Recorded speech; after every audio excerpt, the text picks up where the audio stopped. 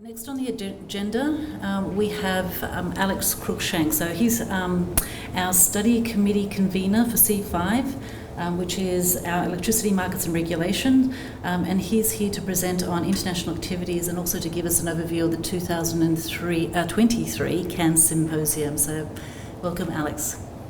Thank you.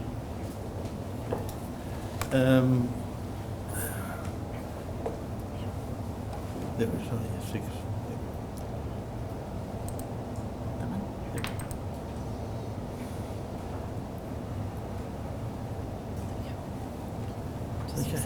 Thank you. All right. So this was the report from your man in Paris, is the way I'd say it. And it's interesting that CIGRE is really bouncing back. I think we were hit pretty hard by COVID while we went on to the electronic means, and we all learned to use particularly Teams and go to meetings, and in fact that skill is actually being beneficial. But the reality is that CIGRE's business is collaboration. Business is really getting together. And so we have bounced back. So this year, we've already mentioned, we had 24 technical brochures published. Normally we'd publish more.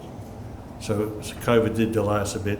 25 new working groups in new areas. We've got some working groups in hydrogen and other things we wouldn't normally have, so we're working in those areas. And only one green book published. Normally we'd have a couple more than that. We had some more physical symposiums, which I think is good. Ljubljana was very successful as a symposium. People get together. Kyoto was almost physical. It was physical for people in Japan because Japan just at the last moment closed down, and so we couldn't travel, but that was good. And the big news, I think, for Australia is we've got another man in Paris. Victor's come on board, already adding a lot of value into the Technical Council, so that's quite good. So I think that's it's been a very good period. And I think that's the big message is we had a financially difficult couple of years. We've had to deal with everything remotely, but now we're back to what we do well, which is the getting together and learning. So we'll talk a little bit about Paris. That's really the big thing I can report. We had a very big Paris session, back to full strength. I'll talk a little bit about it. But the main thing we changed during the break, we changed over to a new system for managing papers. Previously, papers were managed by a bespoke system. So we've now gone to a more robust conference management system for papers. And the reasoning for that was that we were removing quotas. Previously, national committees had a quota. Australia would only be allowed 20 papers, for example. And that limited some national committees. And so we wanted to allow a larger number of papers, get rid of the quotas, focus on quality of papers, rather than just restricting. There's been a bit of debate about whether or not the quota was actually a useful means of getting national committees to really hone their papers, but I think it proved fairly successful. So we had 1,036 synopses lodged, we had 952 accepted, 797 papers, and of that 26 NGN papers, which I think was quite good. So the NGN papers were quite good value. The session was quite good. It was back to full strength, I think that's worth saying. We had the 16 general discussion meetings, we had the 17 tutorials, all recorded, excuse me, phone ringing. And one big difference this session is that every session was recorded. And if you are a registrant, if you attended the session, you can actually go back and review every session and watch the recording. And eventually all of those recordings will be on CIGRE, so people can actually go and look at what we've done. I think that is a really big advance, and it's not just a willy-nilly recording. This is a professional recording, much like you're going to get today. It's a professional recording of the event, and tutorials are done that way, webinars are now done that way, so that's quite good. Sorry, I put my system on a timer to keep me moving, so I have to keep it going. We had quite a good trade display as well, so I think that's quite interesting. On the paper process, we're looking for any feedback, because the paper process had a few teething problems. I don't think it was well enough communicated, particularly to national committees and some of the reviewers. So we actually are looking to actively get any feedback, and there's a review team currently looking at that. So if you've got any feedback, please let us know. A few statistics. The opening session was very well attended, as you'd expect. Workshops are also very well attended. The opening panel, we tried to do something a little bit different. We tried to focus on the breadth of the CIGRE experience now, the full end-to-end experience, and that was quite well accepted. The group discussion meetings, generally they're in proportion to size, but they're very well attended, very good discussions. And for those that don't know, most of you should know, all the group discussion meetings are reported on a daily basis, and then, I'll just step back, and then are reported in a general report, which is published on the website and eventually in CIGRE. The poster sessions are becoming more and more popular. This year we had them 4-hour sessions rather than 2-hour sessions, which was the previous one. But the poster sessions give you a chance to talk directly to the authors, as well as the general discussion meeting gives you a chance to talk about the ideas raised in the papers. And that's proving a really interesting development, because in a lot of conferences, poster sessions are an alternative to presentations. In this case, we do both. You get everything. We had 16 tutorials. In fact, we had 17 tutorials, because we had one that's not on this list, which was the joint tutorial with IEEE and C5 on blockchain. So we had a lot of very well attended tutorials. See, I'm not going as fast as I thought I would. The Paris session, the big word from the Paris session was that it was a very busy session. It's getting fuller and fuller. There is more and more things. We have more workshops, we've got more tutorials, we've got more things going on. And so it's a very busy session, and it's very hard to get around and see everything, which is why you can go back and look at the recording. It was a very enjoyable session. It was good to be back. But the thing I noticed is, and I think we noticed that with all the physical meetings we've been having this year, is that it's energising. People are actually feeling energy coming out of the system because they're actually getting together and discussing things. So, you know, being back in the physical business has really made a big difference to us, and I think that's been quite good. And again, any feedback from Paris is always probably, you should have received, if you went to Paris, you will have received a little questionnaire. The feedback so far has been very good. I'd just like to change pace a little bit, because CIGRE is now starting to evolve. For those that have been in CIGRE for the last 15, 20 years, CIGRE moved from being what originally was very much an organisation of national committees focusing on Paris presentations and working group collaborations. So CIGRE is now evolving to do with what our communities are needing, the community being our members. We have consulted on the current evolution. Those of you who went to Paris, in fact, generally there was a questionnaire available, and in fact it was even promoted on LinkedIn. That closed off at the end of last month, and we're getting feedback from that. We're feeding that into the evolution. The core purpose of CIGRE does remain. The reality is that fundamentally we're an organisation that learns and shares our learning. That's fundamentally the business we're in. We're an educational, learning, development. CIGRE started about developing standards for the industry, started about improving the industry, about sharing best practice knowledge, and that hasn't changed. However, the what of what we deal with is starting to change. Originally it was large electrical systems, then we moved on to end-to-end, which is now looking at it. We're now looking at beyond the meter. We've got people working beyond, past the meter. Looking at microgrids, looking at VPPs, blockchain, and a whole series of tools. So the what is starting to change. One of the questions, and this is something that you could provide feedback to us, is how far do we go? What is the edge of the organisation? Do we stop at electricity? Do we look into renewable gases?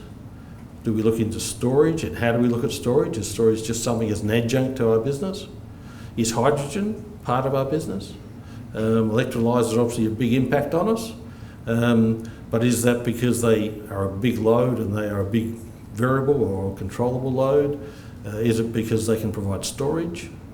One of the questions that's always been the place if you've been in an organisation that deals with both electricity and gas is, what do you shift? Do you move the gas and then create the electricity, or do you move the electricity and then shift that in transmission? There's a whole series of questions about that, and hydrogen's posing all of these questions again. Again, I was exceeding my speed. The real question is, what is the edge? And that's the question I think we're addressing. Currently what we're saying is we think the edge is about right. We don't believe we should be moving into renewable gases. We don't believe we should be moving up into fuels. Hydrogen is something we need to plan for, but not part of the fundamental business of CIGRE. CIGRE is about electricity. So I think that's the change.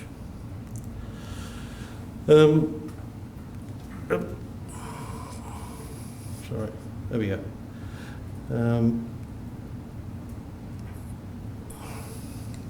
Yeah, so the who for is changing. Previously, the organisation dealt with engineers. It was really an organisation for engineers to improve engineering knowledge. And then we added industries, organisations. We started to look at regulatory bodies are now becoming part of CIGRE, and the question is, do we deal with politicians? Is our role advice, clear independent advice to politicians, or is our role focusing on the industry and the organisations?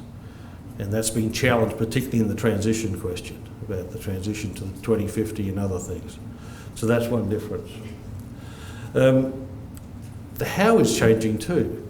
For those that remember, and this was before my time, we moved from being national committees presenting best practices in their country to a discipline focus, the study committees, and that changed. That's been evolving a couple of times. We've now got 16 study committees. And the question is, do we need more or less? Is 16 study committees too many? Should we be focusing down on key areas and then looking at work inside those? Or should we be in fact expanding? What do we do with storage, for example? Is that its own specialty? And that's one of the questions we're challenging with. But the engine room remains the working groups and the special groups who beaver away, develop knowledge, produce the technical brochures and provide, and now green books and other things, and provide the information. And that's really what we do. We collaborate, we develop, we store and we disseminate. And that's why one of the policies of CIGRE is that we don't hold copyright. We hold copyright in a document, but the information within it is not copyright. You can, as long as you say it came from CIGRE, we're happy to spread anything we've done. It's available for dissemination. And one of the recent emphasis we have is making CIGRE less opaque and more collaborative. And of course, this came out of Australia. Australia was a driver of this, to make sure that we don't hide our light under a cover and make it worthwhile. So we're becoming more and more collaborative, and we're starting to adapt to new technology. So we've got CIGRE TV now, which comes up on YouTube. We've got Zoom meetings, GoToMeetings, a lot of technology. So we're actually becoming more and more evolution, and the recording of sessions is part of that. And the CIGRE presence is increasing. We've now got digital magazines, we've got Electra, we've got a whole range of tools. We've added on to that newsletters. So we're now pushing newsletters out to various parties. That's becoming more and more prominent. And we're also adding in the social media. So social media is now directing people across to our various channels. So we're really pushing very hard to make CIGRE out there and available, and importantly, so people know the knowledge is there. I think engineers in power stations have always known. I remember when I was working at AGL, one of our engineers had a problem. First thing he did, he went and looked in the CIGRE documentation. That's where he started. That was his starting question, and then went further. But I think other people haven't, and I think that's one of the issues. Cairns Symposium. I think everyone's talked about Cairns Symposium. I don't think we have to say too much about the Cairns Symposium, excepting as at 7 o'clock this morning, we had 222 synopses had been submitted, one of which we actually are saying it's not for us. We're suggesting it goes to Vienna. That's a B4 one from India. But generally, we've got another 15 or so promised, so we're looking at have a very large session. And one of the problems with this session is the reality that we've got 11 study committees across 4 days. It's the same problem with Paris. How do you fit it all in? It's going to be really busy. How do you make it work? Plus, don't forget, we've got CPAC and CIGRE also going to be there at the same time. So we're going to have a lot of people in a big convention centre, and everyone's going to say, well, how do I do that and that? How do I do that and that? That's the issue. And hopefully we'll have a draft program out not long after the 15th of this month, so you can start to look at it. But we've already started to address the question of how do you split it out. So that's where we're going. 11 study committees, tutorials, posters, trade displays, technical tool, we've got everything. Women in engineering, NGN, and only 13 registered, which is a bit of a concern. But I think, because that's our next problem. We've got plenty of papers, plenty of stuff to talk about, but if no one turns up, it's a problem. So please get your registrations in. And the super early bird closes very soon. So that's the next step. But Cairns, big events obviously consuming a lot of time of a number of us. But Cairns isn't everything. There's a lot of other things going on in 2023. And it's already interesting. Muscat, the Symposium Muscat is interesting. That was really only 3 study committees, perhaps a couple extras supporting it. But in reality, they got papers across all of our domains of work. So C1's got papers, C5's got papers. So one of the issues we're dealing with is when you have a local symposium, people who otherwise wouldn't get to an international symposium want to contribute and want to be part of it. And that's something we hadn't really thought about until Muscat. I think Muscat perhaps brought it more into focus. So how do we deal with the situation that Cairns, obviously, is good for Australia. A lot of people are going to come in Australia and New Zealand, I should say. Muscat is proving there's a lot of people from that area that really want to contribute to the international symposiums. It was easy for Europe. People have always been able to travel easily in Europe. So Muscat, I think, is actually making us, we'll have to think about how we deal with symposiums that nominally have a limited number of study committees, but in fact will have a larger audience that would like to be involved. Birmingham is interesting. Dukeable, these are all call for papers. Vienna, and the interesting part is all the calls for paper are open at the same time, and everybody seems to be getting a lot of papers. There seems to be a lot of interest. So it's not, there's plenty of people wanting to be involved. SCA2 and ICTREM, I have no idea what ICTREM is, I just saw it was there. Someone here I'm sure will know what ICTREM is. And also we're just about to open the call for papers for the Paris session. And there's a question about that. And this is a question I really would like people to respond to is the paper process for Paris too long? One of the questions we've been saying, if we open the Paris session paper, the paper process now, we'll have synopses in early next year, then we're going to be wanting papers by January the following year, and then we're going to want the general report out. Now, the things that we believe are fixed, and this is a discussion we were having at the Technical Council meeting at 1 o'clock 2 nights ago, 1 o'clock in the morning in Australia, is we know that one fixed date is the end of May. We need to put out the special report because that gives time for people to prepare their contributions to Paris. But how much earlier than that do we need to close off the papers? Is January too early? Are we restricting ourselves from having later material or more fresher material? So could we in fact wait until June next year to open the call for papers? Could we make the synopsis process 2 months with 1 month for review? Could we make the paper development process 3 months instead of the current 6 months?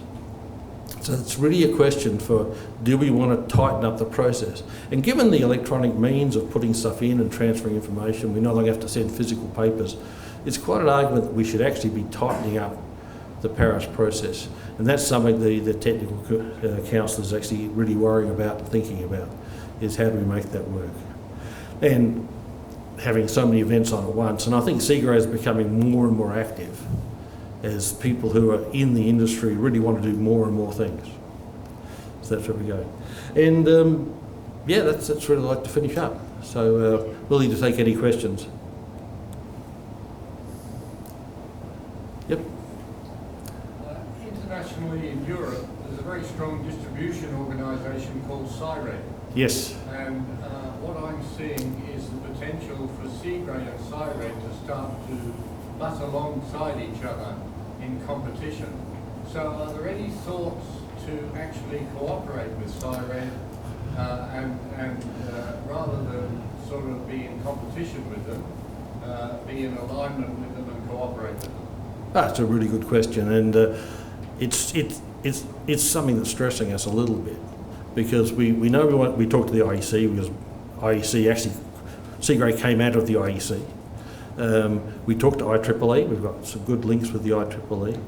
We've got some good links with other organisations. We're now establishing a fairly strategic link with the International Energy Agency. We've approached CIGRE a few times, and they're fairly lukewarm about it. So we would like to cooperate because we see that as the edge that we're dealing with. But so far, CIGRE haven't been that responsive back. So the answer is yes, we would like to, and it's not currently happening.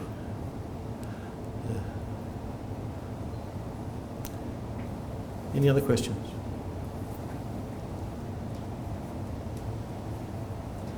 Okay, thank you very much.